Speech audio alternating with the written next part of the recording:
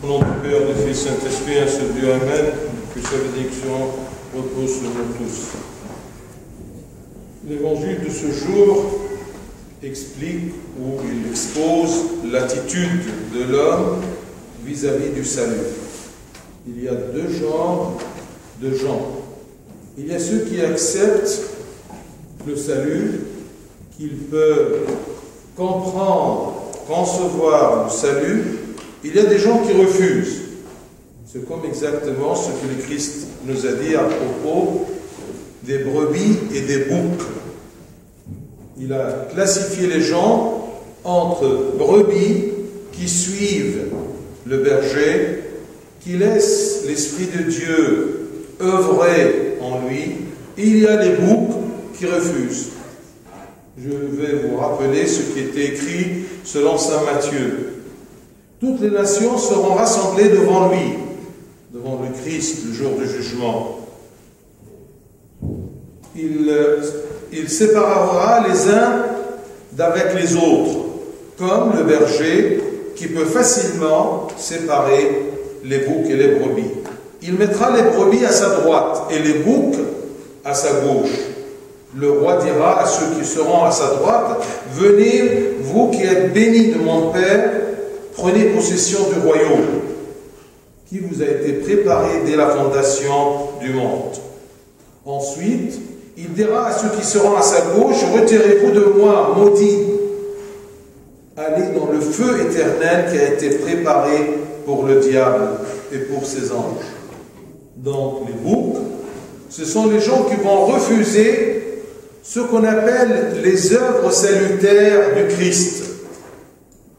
Les œuvres que le Christ a accomplies tout simplement pour sauver l'homme. Et les brebis, ce sont ceux qui vont reconnaître l'œuvre de l'Esprit Saint dans ces œuvres salutaires. Quelles sont les œuvres salutaires du Christ? C'est son incarnation, sa mort sur la croix, sa résurrection, et aussi une œuvre salutaire très importante, c'est qu'il nous a donné l'occasion de se repentir par la force de l'Esprit Saint. Alors, vous avez aujourd'hui cet évangile qui nous parle à propos d'un genre de bouc, les scribes. Les scribes, ce sont les gens qui copiaient les livres saints, les Écritures, parce qu'il n'y avait pas d'imprimerie. Alors, en copiant la parole de Dieu, ils savaient très bien toutes les prophéties. Et malgré ça, ils ont refusé le Messie, ils ont refusé même d'accepter que ces actes accomplis par le Christ, ces actes, ces œuvres salutaires, sont accomplis par l'Esprit Saint. Ils ont dit que c'est par un diable. Il est possédé d'un diable, et toutes ces œuvres-là, il les fait par le diable. Donc, c'est écrit que les scribes sont descendus de Jérusalem tout simplement pour accuser Jésus qu'il chasse les démons par Belzéboul, le prince des démons.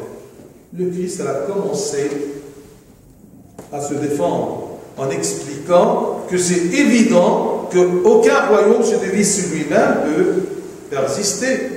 Le but du démon, c'est tout simplement de captiver, de posséder les âmes pour le compte de l'enfer.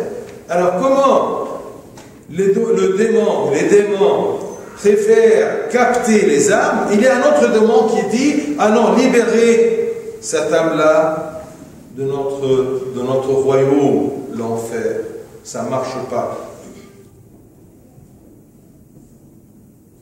Donc ils ont refusé, ces scribes, de reconnaître l'œuvre de Saint-Esprit dans les miracles accomplis par le Christ. Et c'est pour cela que le Christ nous a dit, attention, si c'est par le doigt de Dieu que je chasse les démons, le royaume de Dieu est donc venu vers vous. Si Dieu le Père, par son amour, il nous a donné une occasion que moi, son Fils, je sois incarné et je viens, et par le doigt de Dieu. Le doigt de Dieu, c'est l'Esprit Saint. Vous comprenez bien le rôle du Christ et de l'Esprit Saint, c'est comme si le Christ, Fils de Dieu incarné, il est venu, il œuvre. Comment? Quelle est sa main?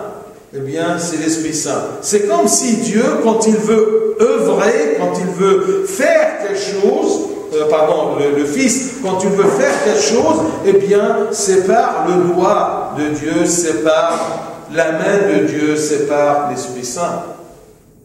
Donc, le Christ ne peut pas agir par Satan. On ne peut pas l'accepter. Et si quelqu'un pense de cette façon-là, il n'a pas de pardon, il n'a pas de salut. Il passera directement vers l'enfer. Donc, par la présence, par l'arrivée du Christ et par ses œuvres, par le doigt de Dieu, l'Esprit Saint, eh bien, le royaume de Dieu est venu vers nous. Nous sommes proches du royaume des cieux. On a les moyens maintenant de passer au royaume des cieux. Le Christ dévoile dans ce texte, dévoile aussi la vérité et la nature de son pouvoir. Et c'est pour cela qu'il a expliqué son pouvoir en citant la parabole de l'homme fort. Il nous a dit tout simplement, s'il y a un homme fort dans sa maison, personne ne peut rentrer pour piller ses biens que s'il est plus fort que lui. Il doit le ligoter d'abord. Donc, l'homme fort, c'est qui? L'homme fort, c'est Satan, prince de ce monde. Et sa maison, c'est quoi? C'est le monde où on vit. C'est le prince du monde.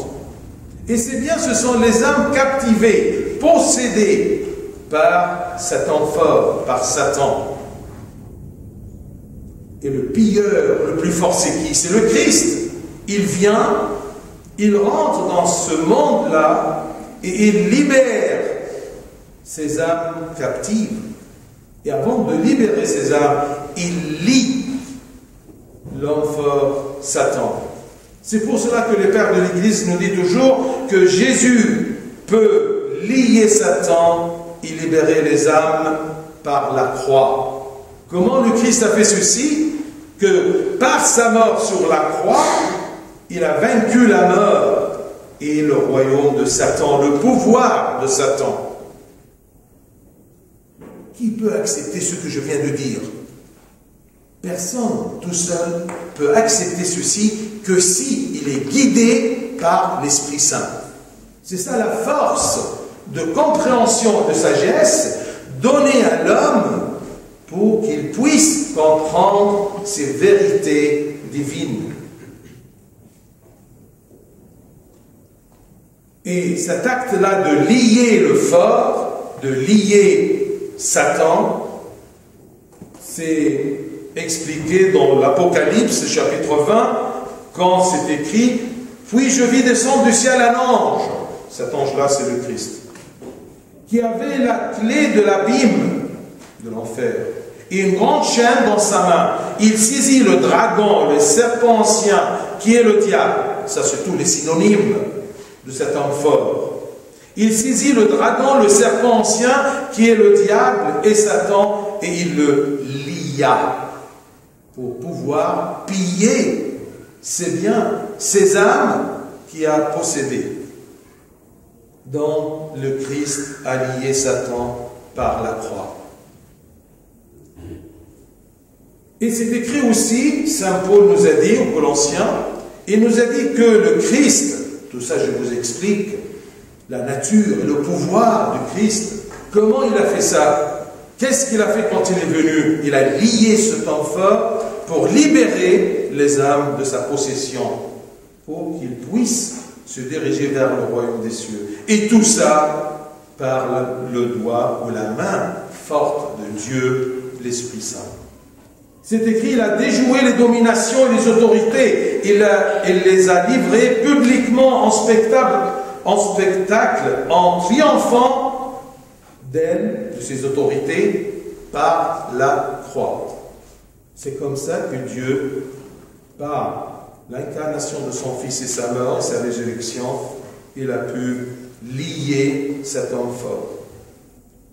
Donc, chasser un démon, c'est libérer une âme de l'autorité de Satan. C'est une victoire contre Satan n'est pas d'œuvre salutaire sans la participation du Saint-Esprit. Et bien, si quelqu'un refuse même l'existence de l'Esprit Saint et que cet homme-là, le Christ, il œuvre par Satan, donc il ne peut pas profiter ni comprendre le salut. C'est pour cela qu'il ne sera jamais pardonné.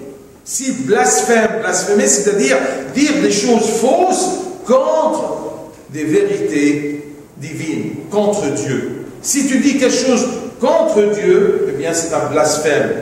Tous les blasphèmes peuvent être pardonnés, sauf ceci.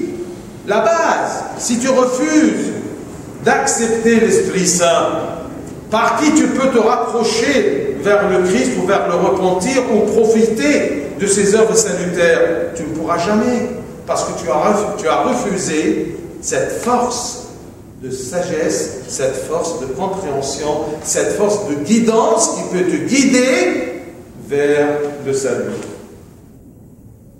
Donc le blasphème non pardonnable, c'est ne pas reconnaître ni accepter l'œuvre du Saint-Esprit. Par suite, ne pas reconnaître l'œuvre salutaire du Christ.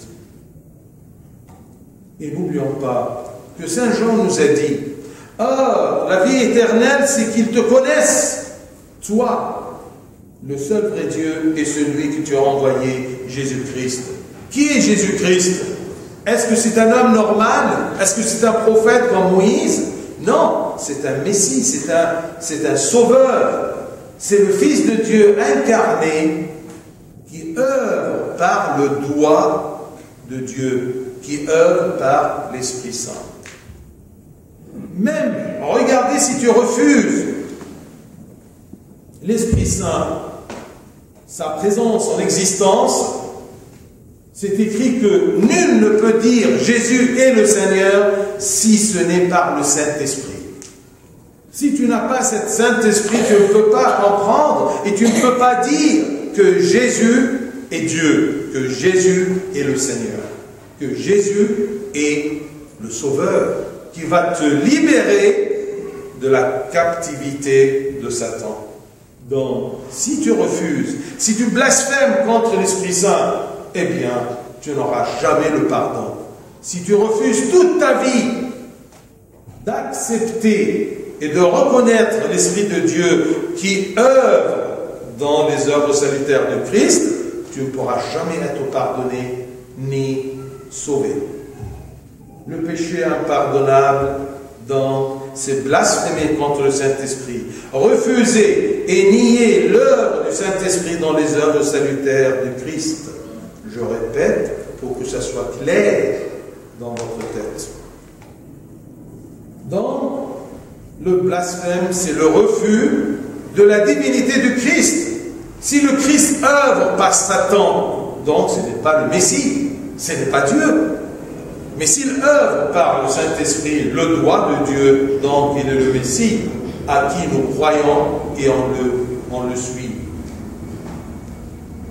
La nature de ces œuvres salutaires, elle est accomplie par le doigt de Dieu, par la force du Saint-Esprit, par la main de Dieu. Donc le blasphème contre le Saint-Esprit, c'est attribuer les œuvres salutaires de Christ à Satan. Est-ce que c'est évident? Non.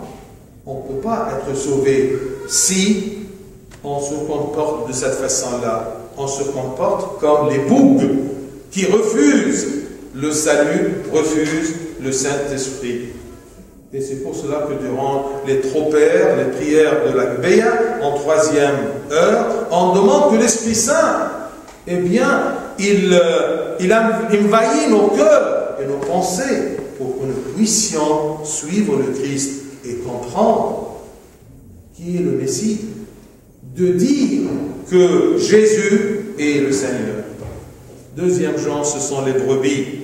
Ce sont ces gens-là qui étaient avec le Christ et, comme il a dit, qui font la volonté de Dieu. Fais-tu la volonté de Dieu? La volonté de Dieu, c'est quoi? C'est notre sanctification, c'est écrit. La volonté de Dieu, c'est votre sanctification. Comment puis-je me sanctifier si je refuse l'Esprit Saint? C'est lui qui peut me sanctifier par les œuvres salutaires et par ma volonté qui suit la volonté de Dieu. Quiconque fait la volonté de Dieu, il est libéré de la possession de Satan. Et c'est quoi la volonté de Dieu? C'est de suivre, d'accepter les œuvres salutaires du Christ. Là, tu dois te demander cette question-là à la fin de l'année copte.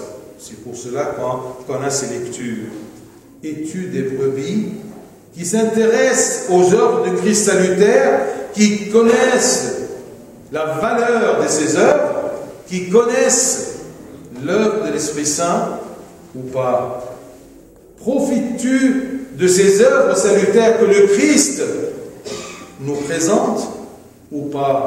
Ou tu commences à fouiner comme ces bougs, ces scribes qui cherchent en disant que est-ce que c'est vrai, c'est le Christ, et comment il agit ce Christ-là, et ce qu'il fait, mais on peut le faire, et tu commences à te perdre loin de la sagesse que Dieu t'a donnée pour comprendre le Christ et ses œuvres salutaires.